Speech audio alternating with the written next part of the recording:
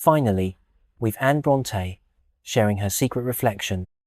A voice from the dungeon. I'm buried now. I've done with life. I've done with hate, revenge, and strife. I've done with joy, and hope, and love, and all the bustling world above. Long have I dwelt forgotten here, in pining woe and dull despair. This place of solitude and gloom must be my dungeon and my tomb. No hope, no pleasure can I find. I am grown weary of my mind. Often in balmy sleep I try to gain a rest from misery, and in 1 hour of calm repose to find a respite from my woes. But dreamless sleep is not for me, and I am still in misery. I dream of liberty, 'tis true, but then I dream of sorrow too, of blood and guilt and horrid woes, of tortured friends and happy foes. I dream about the world, but then I dream of fiends instead of men. Each smiling hope so quickly fades, and such a lurid gloom pervades that world, that when I wake and see those dreary phantoms fade and flee, even in my dungeon I can smile and taste of joy a little while. And yet, it is not always so. I dreamt a little while ago that all was as it used to be. A fresh free wind passed over me. It was a pleasant summer's day. The sun shone forth with cheering ray. Methought a little lovely child looked up into my face and smiled. My heart was full. I wept for joy. It was my own, my darling boy. I clasped him to my breast, and he kissed me and laughed in childish glee. Just then I heard in whisper sweet a well-known voice my name repeat. His father stood before my eyes. I gazed at him in mute surprise. I thought he smiled and spoke to me, but still in silent ecstasy I gazed at him. I could not speak. I uttered one long piercing shriek. Alas, alas, that cursed scream aroused me from my heavenly dream. I looked around in wild despair. I called them, but they were not there. The father and the child are gone, and I must live and die alone. Marina Sabia. The north wind. That wind is from the north. I know it well. No other breeze could have so wild a swell. Now deep and loud, it thunders round my cell, then faintly dies, and softly sighs, and moans and murmurs mournfully. I know its language, thus it speaks to me. I have passed over thy own mountains, dear, thy northern mountains, and they still are free, still lonely, wild, majestic, bleak and drear, and stern and lovely as they used to be. When thou, a young enthusiast, as wild and free as they, o'er rocks and glens and snowy heights, didst often love to stray. I've blown the pure, untrodden snows in whirling eddies from their brows, and I have howled in caverns wild, where thou, a joyous mountain child, didst dearly love to be. The sweet world is not changed, but thou art pining in a dungeon now, where thou must ever be.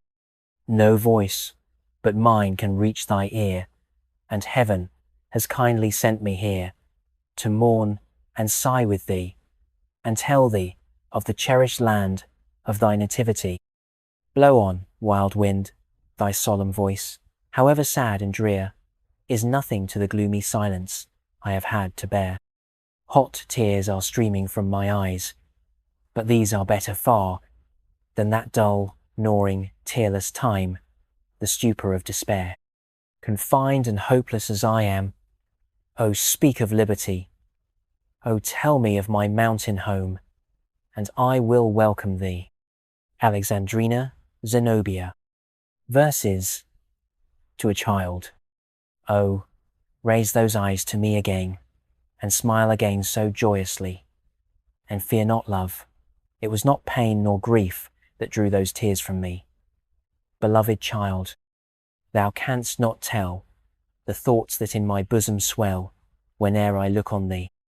Thou knowest not that a glance of thine can bring back long departed years, and that thy blue eyes' magic shine can overflow my own with tears, and that each feature, soft and fair, and every curl of thy golden hair, some sweet remembrance bears.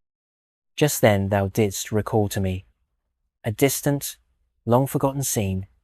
One smile and one sweet word from thee dispelled the years that rolled between.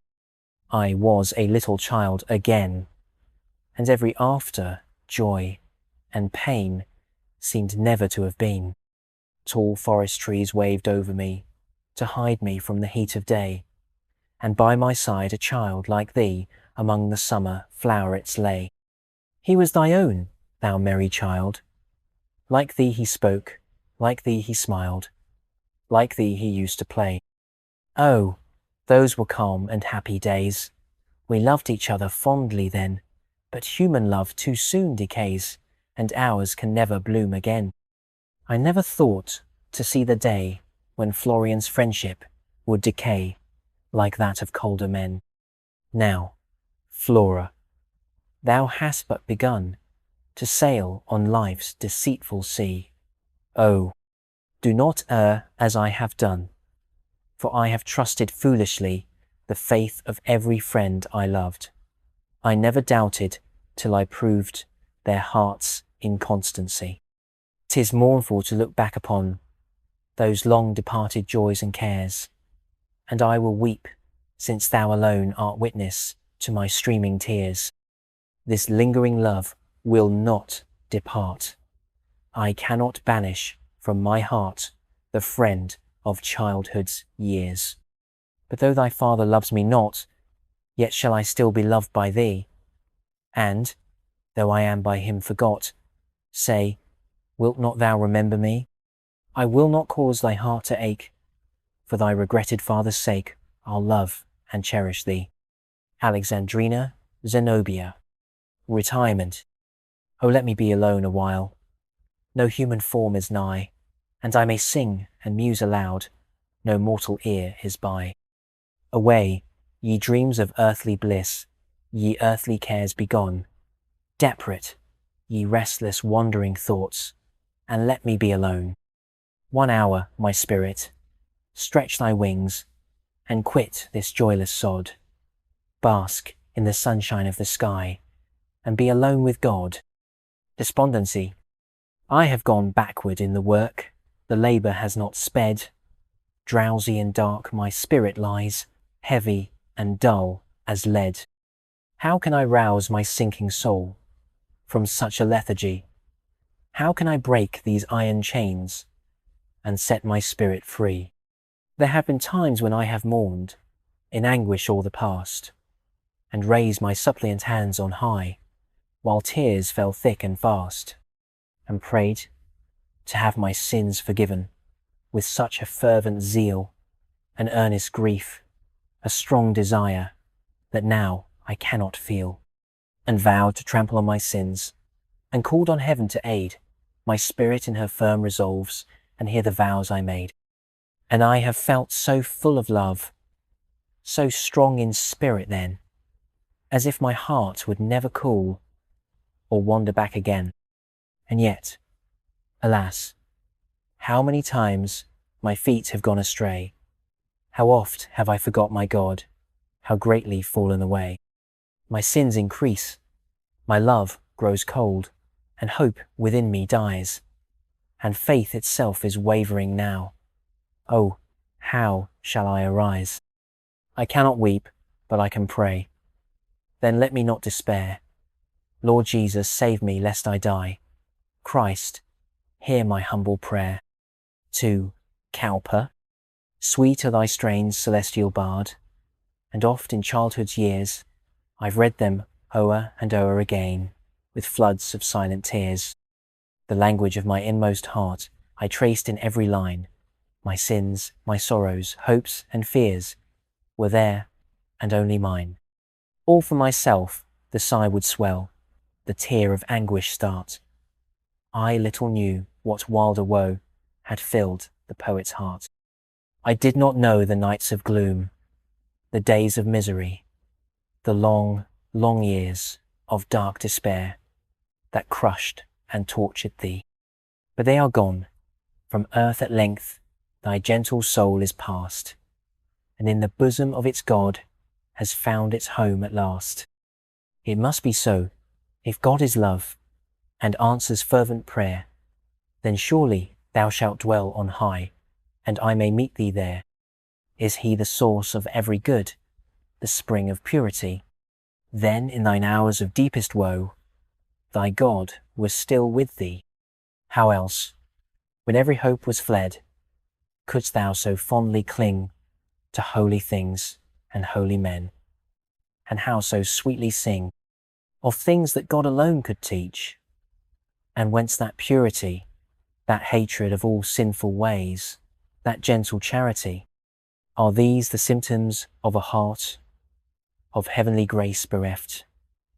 Bereft, ever banished from its God, to Satan's fury left. Yet, should thy darkest fears be true, if heaven be so severe, that such a soul as thine is lost, oh, how shall I appear? A word to the elect. You may rejoice to think yourselves secure. You may be grateful for the gift divine, that grace unsought which made your black hearts pure, and fits your earth-born souls in heaven to shine. But is it sweet to look around and view thousands excluded from that happiness which they deserve, at least as much as you, their faults not greater, nor their virtues less? And wherefore should you love your God the more? Because to you alone his smiles are given, because he chose to pass the many o'er, and only bring the favoured few to heaven. And wherefore should your hearts more grateful prove? Because for all the Saviour did not die. Is yours the God of justice and of love? And are your bosoms warm with charity? Say, does your heart expand to all mankind?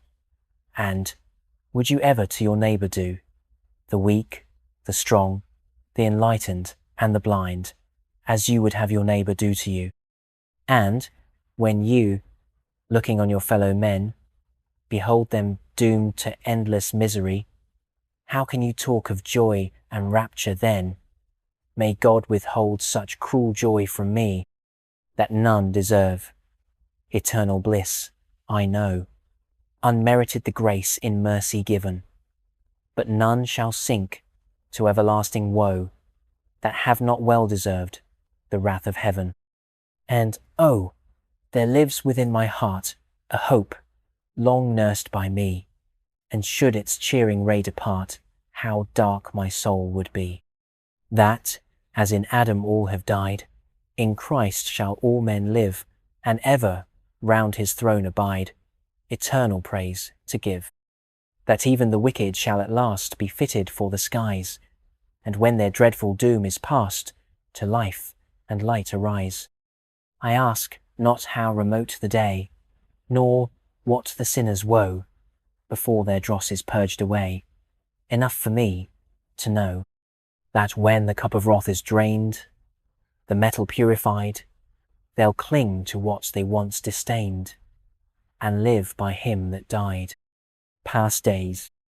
'Tis strange to think there was a time when mirth was not an empty name, when laughter really cheered the heart, and frequent smiles unbidden came, and tears of grief would only flow in sympathy for others' woe. When speech expressed the inward thought, and heart to kindred heart was bare, and summer days were far too short for all the pleasures crowded there, and silence, solitude, and rest, now welcome to the weary breast, were all unprized, uncourted then, and all the joy one spirit showed, the other deeply felt again, and friendship like a river flowed, constant and strong its silent course, for naught withstood its gentle force. When night, the holy time of peace, was dreaded as the parting hour, when speech and mirth at once must cease, and silence must resume her power. Though ever free from pains and woes, she only brought us calm repose. And when the blessed dawn again brought daylight to the blushing skies, we woke, and not reluctant then, to joyless labour did we rise, but full of hope, and glad, and gay, we welcomed the returning day. A reminiscence. Yes, thou art gone, and never more thy sunny smile shall gladden me. But I may pass the old church door, and pace the floor that covers thee, may stand upon the cold, damp stone, and think that, frozen, lies below, the lightest heart that I have known, the kindest I shall ever know. Yet, though I cannot see thee more, 'tis still a comfort to have seen. And though thy transient life is o'er, 'tis sweet to think that thou hast been. To think a soul so near divine, within a form so angel fair, united to a heart like thine, has gladdened once our humble sphere. A prayer. My God, O let me call thee mine, weak, wretched sinner though I be. My trembling soul would fain be thine, my feeble faith still clings to thee. Not only for the past I grieve, the future fills me with dismay. Unless thou hasten to relieve, thy suppliant is a castaway. I cannot say my faith is strong, I dare not hope my love is great, but strength and love to thee belong. Oh, do not leave me desolate, I know I owe my all to thee. Oh, take the heart I cannot give, do thou my strength, my Saviour be, and make me to thy glory live. Night. I love the silent hour of night, for blissful dreams may then arise, revealing to my charmed sight what may not bless my waking eyes. And then a voice may meet my ear that death has silenced long ago, and hope and rapture may appear instead of solitude and woe. Cold in the grave for years has lain the form it was my bliss to see, and only dreams can bring again the darling of my heart to me. Dreams. While on my lonely couch I lie, I seldom feel myself alone, for fancy fills my dreaming eye with scenes and pleasures of its own. Then I may cherish at my breast an infant's form, beloved and fair, may smile and soothe it into rest, with all a mother's fondest care.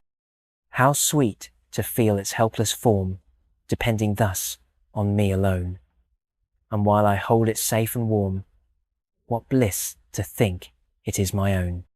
And glances then may meet my eyes that daylight never showed to me, what raptures in my bosom rise, those earnest looks of love to see, to feel my hands so kindly pressed, to know myself beloved at last, to think my heart has found a rest, my life of solitude is past. But then to wake and find it flown, the dream of happiness destroyed, to find myself unloved, alone. What tongue can speak the dreary void? A heart whence warm affections flow, Creator, thou hast given to me, and am I only thus to know how sweet the joys of love would be? If this be all, O God, if this indeed be all that life can show to me, if on my aching brow may fall no freshening dew from thee, if with no brighter light than this the lamp of hope may glow, and I may only dream of bliss and wake to weary woe, if friendship's solace must decay when other joys are gone, and love must keep so far away, while I go wandering on, wandering and toiling without gain, the slave of others' will, with constant care and frequent pain, despised, forgotten still, grieving to look on vice and sin, yet powerless to quell the silent current from within. The outward torrents swell, while all the good I would impart, the feelings I would share, are driven backward to my heart and turned to wormwood there. If clouds must ever keep from sight the glories of the sun, and I must suffer winter's blight ere summer is begun, if life must be so full of care, then call me soon to thee, or give me strength enough to bear my load of misery. Song. We know where deepest lies the snow, and where the frost winds keenest blow on every mountain brow. We long have known and learnt to bear the wandering outlaw's toil and care, but where we late were hunted, there our foes are hunted now. We have their princely homes, and they to our wild haunts are chased away, dark woods and desert caves. And we can range from hill to hill and chase our vanquished victors still. Small respite will they find until they slumber in their graves. But I would rather be the hare that, crouching in its sheltered lair, must start at every sound, that, forced from cornfields waving wide, is driven to seek the bare hillside, or in the tangled copsewood hide, than be the hunter's hound. Song. Come to the banquet, triumph in your songs, strike up the chords and sing of victory. The oppressed have risen to redress their wrongs. The tyrants are overthrown, the land is free. The land is free! Aye, shout it forth once more. Is she not red with her oppressor's gore? We are her champions. Shall we not rejoice? Are not the tyrant's broad domains our own? Then wherefore triumph with a faltering voice, and talk of freedom in a doubtful tone? Have we not longed through life the reign to see of justice linked with glorious liberty? Shout, you that will, and you that can rejoice, to revel in the riches of your foes. In praise of deadly vengeance lift your voice. Gloat o'er your tyrant's blood, your victim's woes. I'd rather listen to the skylark's songs, and think on Gondal's and my father's wrongs. It may be pleasant to recall the death of those beneath whose sheltering roof you lie, but I would rather press the mountain, heath, with naught to shield me from the starry sky, and dream of yet untasted victory, a distant hope, and feel that I am free. Oh, happy life, to range the mountains wild, the waving woods, or ocean's heaving breast, with limbs unfettered, conscience undefiled, and choosing where to wander, where to rest, hunted, opposed, but ever strong to cope with toils and perils, ever full of hope. Our flower is budding, when that word was heard, on desert shore or breezy mountain's brow, wherever said what glorious thoughts it stirred. 'Twas budding then, say, has it blossomed now? Is this the end we struggled to obtain? Oh, for the wandering outlaw's life again! Oh, they have robbed me of the hope. Oh, they have robbed me of the hope my spirit held so dear. They will not let me hear that voice my soul delights to hear. They will not let me see that face I so delight to see. And they have taken all thy smiles and all thy love from me. Well, let them seize on all they can. One treasure still is mine, a heart that loves to think on thee and feels the worth of thine. Domestic peace. Why should such gloomy silence reign? And why is all the house so drear, when neither danger, sickness, pain, nor death, nor want has entered here? We are as many as we were that other night, when all were gay and full of hope and free from care. Yet is there something gone away? The moon without, as pure and calm, is shining as that night she shone. But now, to us, she brings no balm, for something from our hearts is gone. Something whose absence leaves a void, a cheerless want in every heart.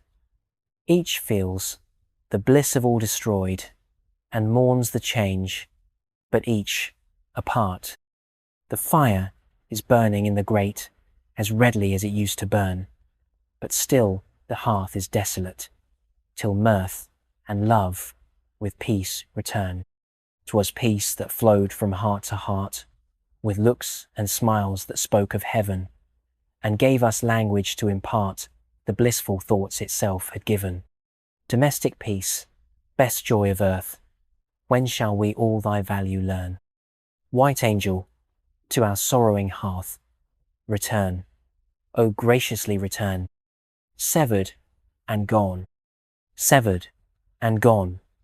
so many years, and art thou still so dear to me, that throbbing heart and burning tears can witness how I clung to thee. I know that in the narrow tomb the form I loved was buried deep, and left in silence and in gloom, to slumber out its dreamless sleep. I know the corner where it lies is but a dreary place of rest. The charnel moisture never dries from the dark flagstones o'er its breast, for there the sunbeams never shine, nor ever breathes the freshening air. But not for this do I repine, for my beloved is not there. Oh no, I do not think of thee as festering there in slow decay. 'Tis this sole thought oppresses me, that thou art gone so far away, forever gone. For I, by night, have prayed within my silent room, that heaven would grant a burst of light its cheerless darkness to illume, and give thee to my longing eyes a moment, as thou shinest now, fresh from thy mansion in the skies, with all its glory on thy brow. Wild was the wish, intense the gaze I fixed upon the murky air, expecting half a kindling blaze would strike my raptured vision there. A shape these human nerves would thrill, a majesty that might appall, did not thy earthly likeness still gleam softly, gladly through it all. False hope, vain prayer, it might not be that thou shouldst visit earth again. I called on heaven, I called on thee, and watched and waited all in vain. Had I one shining tress of thine, how would it bless these longing eyes? Or, if thy pictured form were mine, what gold should rob me of the prize? A few cold words on yonder stone, a corpse as cold as they can be, vain words and mouldering dust, alone, can this be all that's left of thee? Oh no, thy spirit lingers still, where'er thy sunny smile was seen. There's less of darkness, less of chill, on earth, than if thou hadst not been. Thou breathest in my bosom yet, and dwellest in my beating heart, and while I cannot quite forget, thou, darling, canst not quite depart. Though freed from sin, and grief and pain, thou drinkest now the bliss of heaven. Thou didst not visit earth in vain, and from us, yet thou art not riven. Life seems more sweet that thou didst live, and men more true that thou wert one. Nothing is lost that thou didst give, nothing destroyed that thou hast done. Earth hath received thine earthly part, thy heavenly flame hath heavenward flown, but both still live within my heart, still live, and not in mine alone. Farewell to thee, but not farewell. Farewell to thee, but not farewell to all my fondest thoughts of thee. Within my heart they still shall dwell, and they shall cheer and comfort me. O beautiful and full of grace, if thou hadst never met mine eye, I had not dreamed a living face could fancied charms so far outvie. If I may ne'er behold again that form and face so dear to me, nor hear thy voice, still would I fain preserve for aye their memory. That voice, the magic of whose tone could wake an echo in my breast, creating feelings that, alone, can make my tranced spirit blessed. That laughing eye, whose sunny beam my memory would not cherish less. And oh, that smile, whose joyous gleam no mortal language can express. Adieu, but let me cherish still the hope with which I cannot part. Contempt may wound, and coldness chill, but still it lingers in my heart. And who can tell but heaven, at last, may answer all my 1,000 prayers, and bid the future pay the past, with joy for anguish, smiles for tears. Last lines. A dreadful darkness closes in on my bewildered mind. Oh, let me suffer and not sin, be tortured yet resigned. Through all this world of blinding mist, still let me look to thee, and give me courage to resist the tempter till he flee.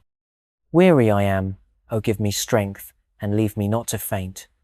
Say thou wilt comfort me at length, and pity my complaint. I've begged to serve thee heart and soul, to sacrifice to thee no niggard portion, but the whole of my identity. I hoped, amid the brave and strong, my portioned task might lie, to toil amid the labouring throng, with purpose keen and high. But thou hast fixed another part, and thou hast fixed it well. I said so with my breaking heart, when first the anguish fell. Oh, thou hast taken my delight, and hope of life away, and bid me watch the painful night, and wait the weary day. The hope and the delight were thine. I bless thee for their loan. I gave thee while I deemed them mine. Too little thanks I own. Shall I, with joy, thy blessings share, and not endure their loss, or hope the martyr's crown to wear, and cast away the cross? These weary hours will not be lost. These days of passive misery, these nights of darkness, anguish tossed, if I can fix my heart on thee. The wretch that weak and weary lies, crushed with sorrow, worn with pain, still to heaven may lift his eyes, and strive and labour not in vain. That inward strife against the sins, that ever wait on suffering to strike wherever first begins. Each ill that would corruption bring, that secret labour to sustain with humble patience every blow, to gather fortitude from pain and hope and holiness from woe. Thus let me serve thee from my heart, whate'er may be my written fate, whether thus early to depart, or yet a while to wait. If thou shouldst bring me back to life, more humbled I should be, more wise, more strengthened for the strife, more apt to lean on thee. Should death be standing at the gate, thus should I keep my vow, but hard whate'er my future fate. So let me serve thee now,